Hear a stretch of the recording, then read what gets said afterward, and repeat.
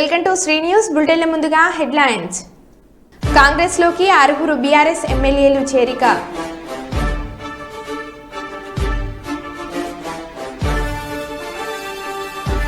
Pension కోసం అవ్వతాతల అవస్థలు.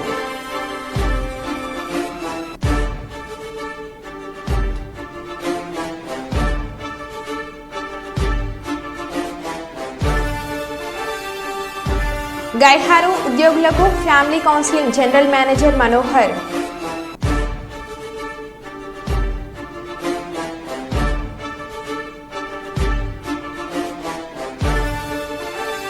Warangal urban జిల్లా పరిషత్ పాలక మండలి జిల్లాను అభివృద్ధి పదంలో నడిపించారు జిల్లా కలెక్టర్ ప్రావీణ్య.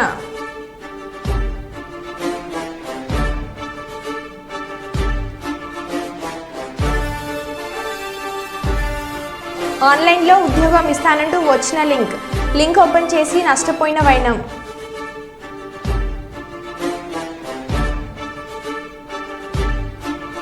ఇక వివరాల్లోకి వెళ్తే మహబాద్ జిల్లా కేంద్రంలోని ఎమ్మెల్సీ రవీందర్రావు క్యాంప్ కార్యాలయంలో ఏర్పాటు చేసిన మీడియా సమావేశంలో ఆయన మాట్లాడుతూ ప్రత్యేక తెలంగాణ రాష్ట్రం కోసం ఎన్నో కవితలు పాటలు వ్రాసి ఉద్యమకారులను తయారు చేసిన దశరథి జయంతి వేడుకలు నిర్వహిస్తున్నామని, చిన్నగూడూరు మండల కేంద్రంలోని దశరథి కృష్ణమాచార్యులు రంగాచార్యుల విగ్రహాలకు పూలమాలలు వేసి నివాళులు అర్పించి అక్కడి నుంచి మాన్కోట జిల్లా కేంద్రానికి భారీ బైక్ ర్యాలీ చేపట్టడం జరిగింది. అనంతరం జిల్లా కేంద్రంలోని కవి సమ్మేళనం నిర్వహిస్తున్నామని, భారీ సంఖ్యలో కవులు కళాకారులు అభిమానులు తరలి వచ్చి కవి సమ్మేళనంలో పాల్గొనాలని ఆయన పిలుపునిచ్చారు.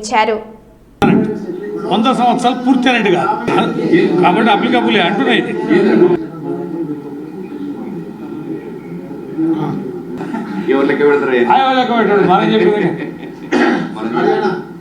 ఇప్పుడు ఇన్సూరెన్స్ చేస్తే కూడా చూడు నువ్వు, నా తెలంగాణ కోటి రత్నాల వీణ.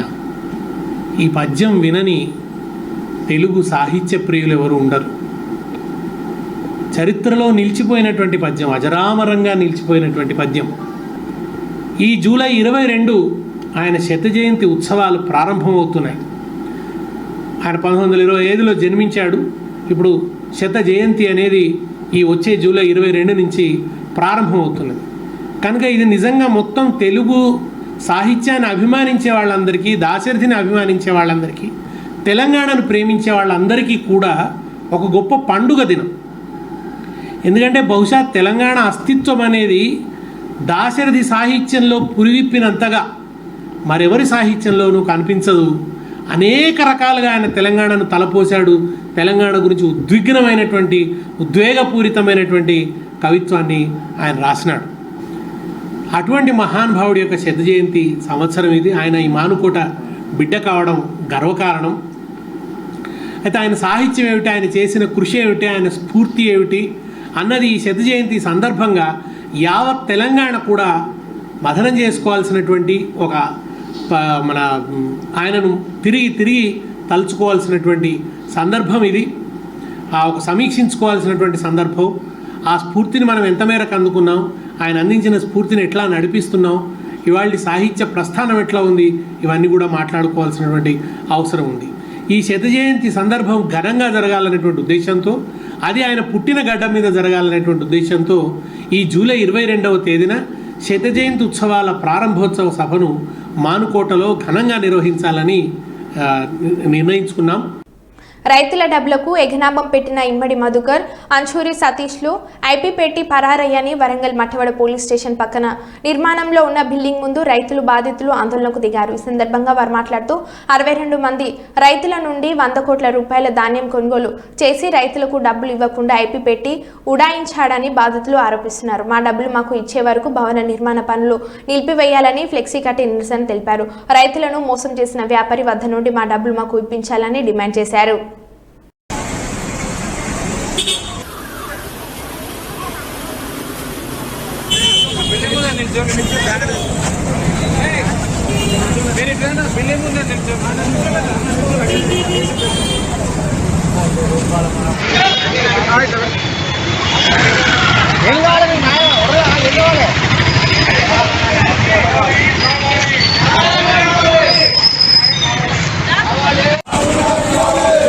అన్నట్టే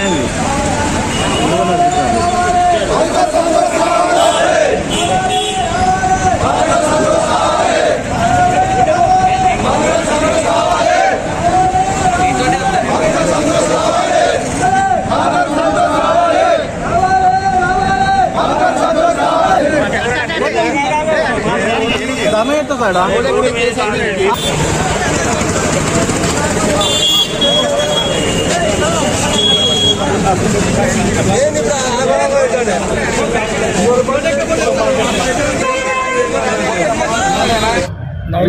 నైట్ 75 బస్తాలు పెట్టినా అక్కలు మా ఇంటి సుందర్ శెట్టికి పెట్టినా.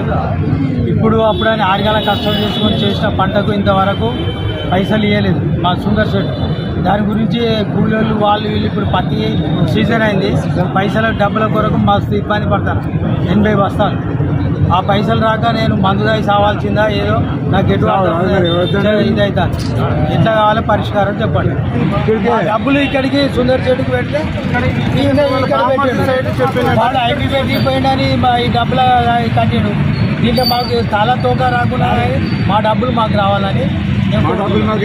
మాకు అమ్మాయి మ్యారేజ్ ఉంది, పెళ్లి కానీ మేము ఇచ్చినాం సార్. మాకు 2వ తారీఖు డబ్బులు ఇస్తానని చెప్పి ఇంట్లో వాళ్ళని మమ్మల్ని బయట వేసేసారు.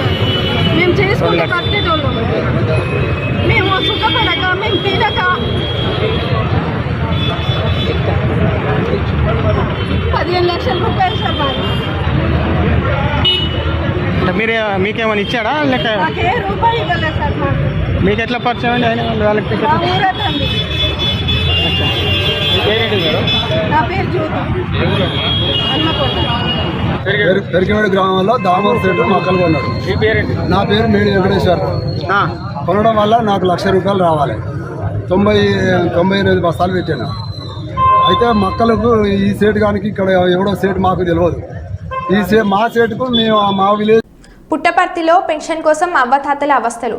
పేదల పెన్షన్కు అడ్డుపడిన టీడీపీ నాయకులు సుమారు 150 మందికి పైగా పెన్షన్లు నిలిపివేత. అధికారులను అడిగితే టీడీపీ నాయకులను అడగండి అని అంటున్నారని ఆవేదన. గత 5 ఏళ్ల పెన్షన్ కోసం ఎప్పుడు ఇబ్బంది పడలేదు అంటున్న లబ్ధిదారులు. గత టీడీపీ గవర్నమెంట్ వచ్చినప్పటి నుంచి 3 రోజుల నుంచి పెన్షన్ వచ్చి డిస్ట్రిబ్యూట్ చేస్తూ ఉన్నారు. ఎవరు పోయి అడిగినా ఇస్తాము, లోకల్ లీడర్ని అడగాల అని చెప్తున్నారు. అధికారులు అయితే ఎంపీడీఓ గారు వాళ్ళకి ఇన్ఫార్మ్ చేసినాం, పీడీ గారికి ఫోన్ చేశాం. పీడీ గారితో కూడా మా కన్వీనర్ మాట్లాడినాడు. గతంలో ఎన్నడూ లేని విధంగా ఏ పంచాయతీలో అయినా ఆ పంచాయతీలో టీడీపీ లీడర్ని అడగండి అని చెప్పడము అని చెప్పి పెన్షన్ ఈకపోగా ఇదిగో 10 నిమిషాలకి ఇస్తాం, 1 గంటకి ఇస్తాం, క్లియర్ చేస్తామని చెప్పుకుంటూ వచ్చినారు. ఆల్మోస్ట్ పోలేపల్లి పంచాయతీలో 79 పెన్షన్లు, రామగిరి పంచాయతీలో 39 పెన్షన్లు, ఎంసీపల్లి పంచాయతీలో 41 పెన్షను, మిగతా పంచాయతీలో పిచ్చిరెడ్డి కొట్టాల్లో 7 పెన్షన్లు, మొత్తం మండల వైద్య 210 పెన్షన్లు ఆపినారు. ఇది రాజకీయ ఉద్దేశంతో అధికారులను ప్రలోభ చేసి అధికారులు ఒత్తిడి తెచ్చి ఎంపీడీఓ గారు కూడా సాయంత్రం లాంగ్ లీవ్ పెట్టి వెళ్ళిపోవడం జరిగింది. అతని మీద దుర్మార్గంగా మాట్లాడినారు టీడీపీ నాయకులని వాళ్ళు చెప్పుకోవడం జరుగుతూ ఉంది. ఇక్కడ నా కూతురు పేరు సుగాలి నందివర్ధిని బాయి. తను 2.5 సంవత్సరాల వయసు ఉన్నప్పుడు తనకు తలసేమియా వ్యాధి ఉందని చెప్పేసి తెలియజేసినారు. కొన్న తర్వాత జగన్మోహన్ రెడ్డి గవర్నమెంట్ వచ్చిన తర్వాత తలసేమియా పేషెంట్లకు పెన్షన్లు ఇవ్వడం స్టార్ట్ చేసినప్పుడు మేము గవర్నమెంట్ నుంచి ఈ సర్టిఫికేట్ మాకు గవర్నమెంట్ ప్రొవైడ్ చేసింది. గత 5 సంవత్సరాల నుంచి ఏ రోజు కూడా మాకు పెన్షన్కు ఇబ్బంది పెట్టలేదు. గత 3 రోజుల నుంచి వాళ్ళ అమ్మ ఆ పాప ఇద్దరు కూడా ఆఫీసుల చుట్టూ తిరుగుతూ ఉంటే లోకల్గా ఉన్నటువంటి పంచాయత్ సెక్రటరీ కావచ్చు, ఎంపీడీఓ గారు కావచ్చు, లోకల్ లీడర్ లెక్క ప్రెజర్ ఉంది, మేము మాట్లాడి క్లియర్ చేస్తామని చెప్పేసి చెప్పుకుంటా అట్లే కాలం గడిపేసినారు. తీరా ఇప్పుడు యాప్ క్లోజ్ అయిపోయింది, ఇంకా రాదు పెన్షన్ మీకు అని చెప్పేసి మాట్లాడి వెనక్కి పంపించినారు. అందువల్ల అందరూ కూడా ఎస్సీ ఎస్టీలు ఇక్కడికి వచ్చేసినటువంటి 210 మందిలో కూడా మొత్తం దాదాపుగా ఎస్సీ ఎస్టీలకే పెన్షన్లు ఆపి ఈరోజు వాళ్ళు సతాయిస్తున్నారు లోకల్ లీడర్ ప్రజలు అని చెప్పేసి చెప్తున్నారు. చూడండి, ఇప్పటికన్నా మీరు స్పందించండి. 5 సంవత్సరాల నుంచి వస్తుంది. గత 3 రోజుల నుంచి మేము తిరుగుతున్నా కానీ పెన్షన్ ఇవ్వటం లేదు. ఈరోజు ఇస్తాం, రేపు ఇస్తాం, మన్నాడు ఇస్తాం అట్లా అంటున్నారు, ఇవ్వటం లేదు. దయచేసి నాకు 72 ఏళ్ళు, ఇంతకుముందు అన్ని రోజులు వచ్చినది. ఈ 3 రోజుల నుంచి గటౌట్ బయటకు పోమని మా ఊరు టీడీపీ నాయకులు బయటకు పెడుతున్నారు. సెక్రటరీ, పంచాయత్ సెక్రటరీ ఇదిగో గంట అని మా ఊరిలో దాదాపు 150 మందికి ఇవ్వాల. దయచేసి మన్నించి ఈ పేదవారి పైన దయించి మా ఊరి నాయకులకి ఇప్పించవలసిందని కోరుతున్నాను. దాచేపల్లి మండలం తంగెడ గ్రామానికి చెందిన తుమ్మల శివప్రసాద్ అనే వ్యక్తి ఉద్యోగం కోసం ఆన్లైన్లో వెతుకునే సమయంలో ఒక కంపెనీ నుంచి తనకి జాబ్ వచ్చినట్లు ఆ కంపెనీలో డాటా ఎంట్రీ చేయాలంటూ చెప్పడంతో బాధితుడు సరే అని చెప్పి కంపెనీ వారు అడిగిన నగదును విడతల వారీగా ఆన్లైన్లో ద్వారా చెల్లించాడు. కంపెనీ నుంచి కాల్ చేస్తామని చెప్పిన ప్రతినిధులు నగదు చెల్లించిన అనంతరం ఇంకా నగదు కావాలంటూ అడగడంతో బాధితుడు తాను మోసపోయానంటూ గ్రహించి వెంటనే తాను చెల్లించిన నగదును తిరిగి ఇప్పించాలని కోరడంతో వారు మేము చెల్లించమని చెప్పడంతో బాధితుడు మీడియా ముందు ఆన్లైన్లో ఇలా ఉద్యోగాలు ఇప్పిస్తామంటూ నగదు దోచుకునే వారిపై పోలీస్ శాఖ వారు కఠిన చర్యలు తీసుకుని బాధితులకు న్యాయం చేయాలని వారు కోరారు. శివప్రసాద్ మాది తెంగడ గ్రామం దాచేపల్లి మండలం బంగారు డిస్ట్రిక్ట్లో. నేను గత కొన్ని రోజుల నుంచి గుంటూరులో ఉంటున్నాను. నేను ఆన్లైన్లో ఈ లోకల్ యాప్లో నేను జాబ్స్ కోసం ట్రై చేస్తున్నాను. 2 months నుంచి ట్రై చేస్తుంటే సరే నాకు ఒక రోజు కాల్ వచ్చింది. మేము అమెజాన్ నుంచి కాల్ చేస్తున్నాను సార్ అని. సరే అని నేను సరే ఓకే అని నేను చెప్పాను. నా డేటా నా ఆధార్ కార్డ్స్ నా సర్టిఫికేట్స్ ఇవన్నీ నేను సెండ్ చేసాను. ఓకే సెండ్ చేసిన తర్వాత నెక్స్ట్ డేకి కంగ్రాచులేషన్ సార్ అన్నారు. ఎందుకు కంగ్రాచులేషన్ సార్ అని అడిగితే అని పెట్టగానే మీరు సెలెక్ట్ అయ్యారండి మా కంపెనీ అండి. సరే అండి 10కి ఇంటర్వ్యూ ఉందండి సార్. నాకు 10కి కుదరదు, నాకు 11కి అలా అరేంజ్ చేయండి అన్నాను. సరే అరేంజ్ చేస్తామని అన్నారు. అరేంజ్ చేసిన తర్వాత నేను మా మిస్సెస్ని వదిలిపెట్టి వచ్చిన తర్వాత హాస్పిటల్కి వదిలిపెట్టి వచ్చిన తర్వాత నేను ఇంటర్వ్యూకి అటెండ్ అయితే ఎంతసేపటికి నేను మెసేజ్ చేస్తున్నాను. నాకు మేడం ఇంటర్వ్యూ అటెండ్ చేయండి, షెడ్యూల్ చేయండి, నాకు మళ్ళీ వేరే టైం ఉంది వెళ్ళిపోవాలంటే సరే అన్నారు. వెయిట్ అలాగా ఒక 12 వరకు తీసుకొచ్చారు. 12 o'clockకి తీసుకొని వచ్చిన తర్వాత నేను సరే అని ఒక ఇంటర్వ్యూ షెడ్యూల్ చేశారు. ఒక లోగో, ఒక పాస్వర్డ్, ఒక ఐడి క్రియేట్ చేసి పంపించాను. అది నాకు నార్మల్ మెసేజ్ పంపిస్తారు సార్ మీకు చూడండి అన్నారు. నార్మల్ మెసేజ్ ఏం రాలేదండి నాకు అని చెప్పాను. తర్వాత వాళ్ళే స్క్రీన్ షాట్ తీసి పెట్టారు. సరే అని నేను ఐడితో లాగిన్ అయ్యాను. ఎంతసేపటికి అది లాగిన్ అవ్వట్లేదు మేడం, చూడండి ఒకసారి ఏమైనా ప్రాబ్లం ఉందా మెసేజ్ సర్వర్ అంటే ఓకే సార్ నేను చెక్ చేసి చెప్తానండి. సరే చెక్ చేసి చెప్తాను. తర్వాత నేను ఆ పాస్వర్డ్ అవన్నీ మళ్ళీ అటెంప్ట్ చేస్తే తర్వాత ఆన్ అయింది. తర్వాత తుమ్మల శివప్రసాద్ 88 అని పట్టుకుంది. ఇంకొట్టైనా ఆన్ అయింది. తీసుకెళ్ళి ఇంటర్వ్యూ ప్యానల్ అని తీసుకెళ్ళి వేరే ప్యానెల్లో కూర్చోబెట్టారు. ఆ వేరే ప్యానెల్ ఏంటి అంటే ట్రాన్స్జెంట్ ఇండియో ప్రైవేట్ లిమిటెడ్ అనే సొల్యూషన్ తీసుకెళ్ళి కూర్చోబెట్టారు. ఇవేంటి అని నేను అలా ఆలోచించుకుంటూ ఉంటే ఇంకా ఏం చేయాలో అర్థం కాదు. సరే ఒకసారి ఇందా ఏంటో ఇది ఏం జరిగినా మన మంచి కాదని అలాగా కొంచెం మూవ్ అవుతూ ఉంటే 1 అవుతుంది, 2 అవుతుంది, ఇంకా రన్ అవుతూనే ఉంది. ఆ ప్యానెల్ గురించి ఆయుర్వేద ప్రోడక్ట్స్ ఇట్లా నీ పిన్స్కి బ్యాక్ పెయిన్స్కి ఇలాగా ఆయుర్వేద ప్రోడక్ట్స్ చూపిస్తూ ఉన్నారు.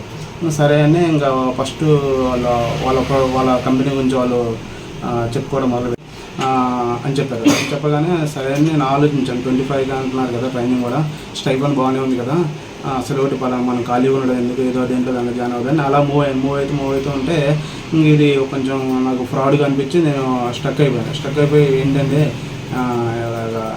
నాకు నమ్మబుద్ధి కావట్లేదంటే నిజమండి మా మమ్మీ డాడీ మమ్మల్ని ఎక్కడి ఎందుకు పంపిస్తారు, మేము కూడా మీలాగే వచ్చాము అని ఇది అని చెప్పిన ఆమె రమ్య దివ్య అని. ఇలా చెప్పగా నాకు ఎందుకో డౌట్ వస్తుంది. నేనేం ఇంకా పే చేయలేను మేడం, నా వల్ల కాదు, నేను పే చేసిన వస్తాను, నాకు రిటర్న్ కొట్టేసండి, నేను మీ కంపెనీలో వర్క్ చేయవద్దు, మీరు నాకు జాబ్ ఇప్పియవద్దు, మీ ల్యాప్టాప్ పంపించవద్దు, మీరు నేను కొట్టిన వరకు నాకు రీఫండ్ చేయండి అంటే మేము చెయ్యం సార్, మీరు ఏం చేసుకోండి కేసు పెట్టుకోండి అని అన్నారు. అంతే సార్. తెలంగాణ తల్లి విగ్రహం మీద జేసీబీతో దాడికి ప్రయత్నం. జంగమ జిల్లా దేవరుప్ల మండలం కామారెడ్డిగూడెంలో ఉద్రిక్తత. తెలంగాణ తల్లి విగ్రహం తొలగించాలని ఫిర్యాదు చేసిన కాంగ్రెస్ నాయకులు, పోలీసులు పహారా మధ్య జేసీబీ తెచ్చి తెలంగాణ తల్లి విగ్రహాన్ని కూల్చే ప్రయత్నం చేయడంతో అడ్డుకొని తిట్టిన గ్రామస్తులు. గ్రామంలో ఉద్రిక్తతకు దారి తీసిన విగ్రహం తొలగింపు వివాదం. ఉద్రిక్తత నేపథ్యంలో అక్కడి నుంచి వెనుతిరిగిన పోలీస్ అధికారులు, సిబ్బంది.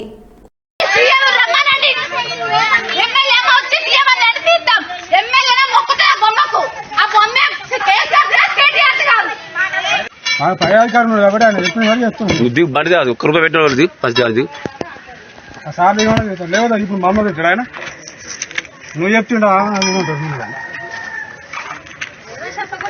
దిగు.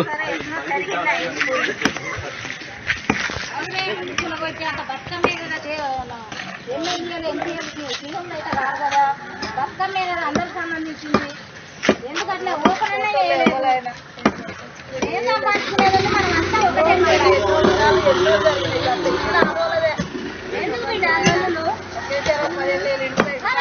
దిగురా బాబు దిగు ఇంకానా నువ్వు దిగు నువ్వు ఫస్ట్ దిగు నువ్వు దిగానే సారీ. జన్యామ జిల్లా దేవరుప్పుల మండలం కామారెడ్డిగూడెంలో నిన్న తెలంగాణ తల్లి విగ్రహాన్ని తొలగించడాన్ని నిరసిస్తూ దేవరుప్పుల బీఆర్ఎస్ పార్టీ మండల అధ్యక్షుడు తీగల దయాకర్, జిల్లా నాయకులు పల్ల సుందర్ రామిరెడ్డి ఆధ్వర్యంలో తెలంగాణ తల్లి విగ్రహాన్ని పాలతో అభిషేకించి నిరసన తెలిపిన మండల నాయకులు, కార్యకర్తలు.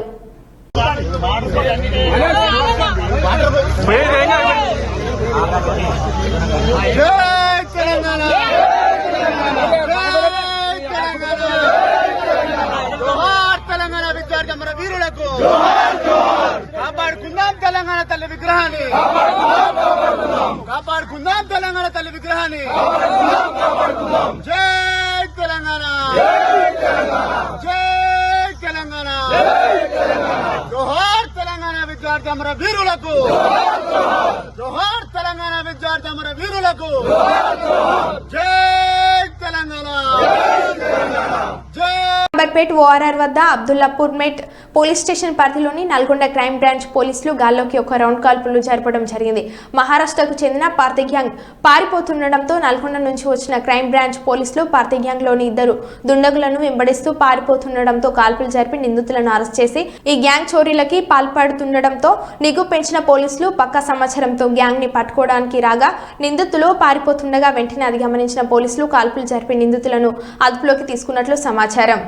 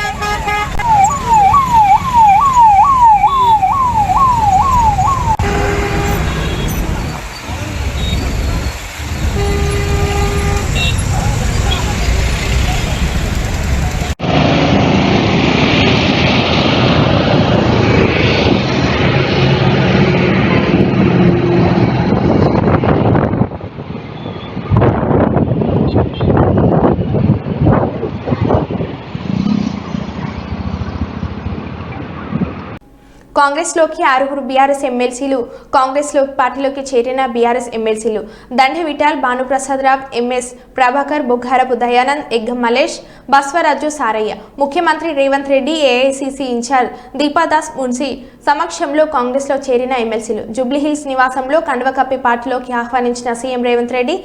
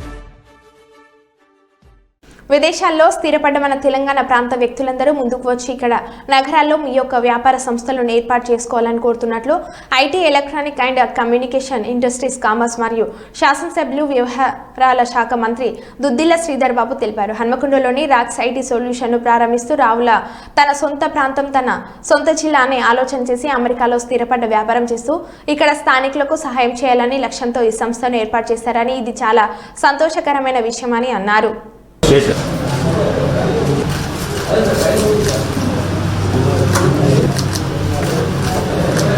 కొత్త పాతది ఉంది. సో ఇది కంప్లీట్గా ప్రోడక్ట్ అండ్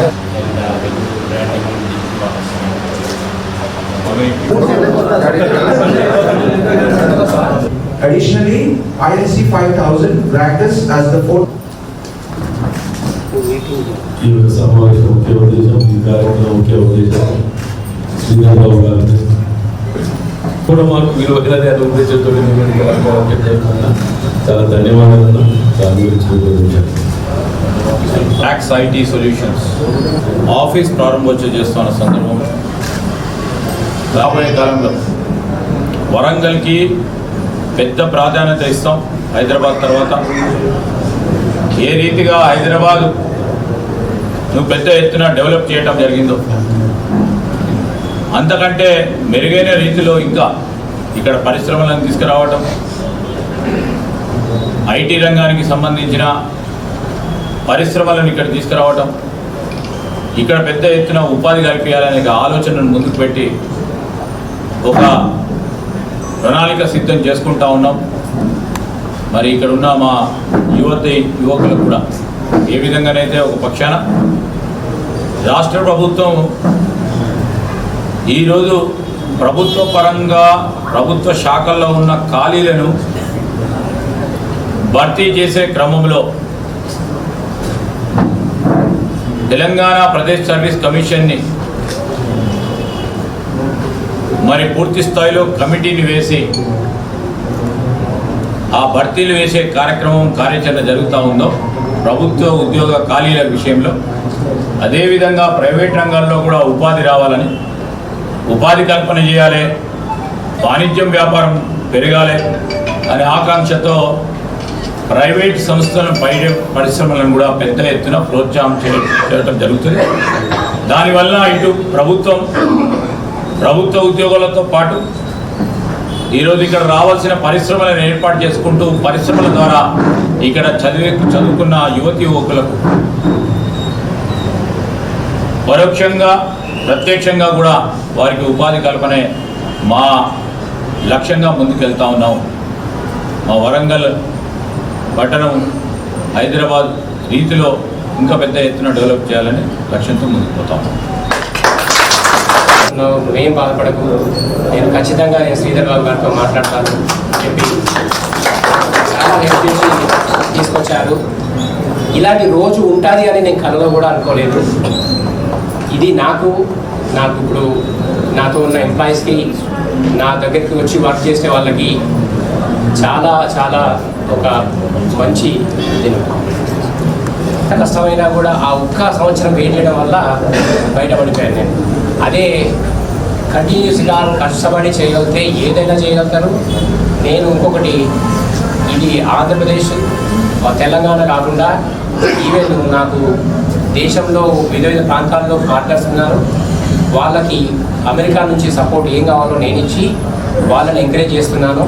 అలాగే టాలెంటెడ్ పీపుల్ ఎవరికైనా కూడా నేను హెల్ప్ చేయడానికి నా వంతు సహకారం నేను చేస్తానని ఈ సభ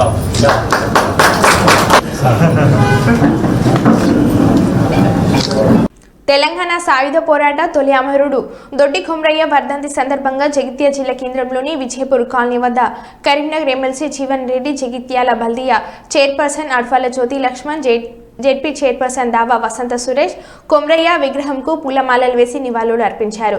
ఈ సందర్భంగా పలువురు నాయకులు కొమరయ్య విరోచిత గాథ గురించి కొనియాడారు. వారి జీవితం యువతకు మార్గదర్శకం అని అన్నారు.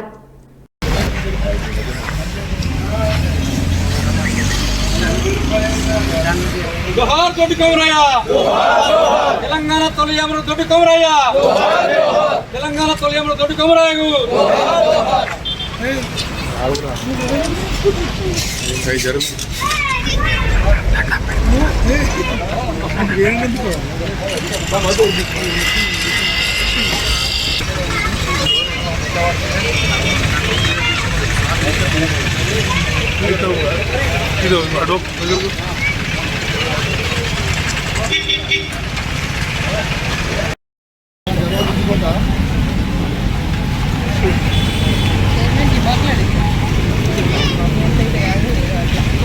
తెలంగాణ తొలి సాయుధ పోరాట వీరుడు దొడ్డి కొమరయ్య గారు.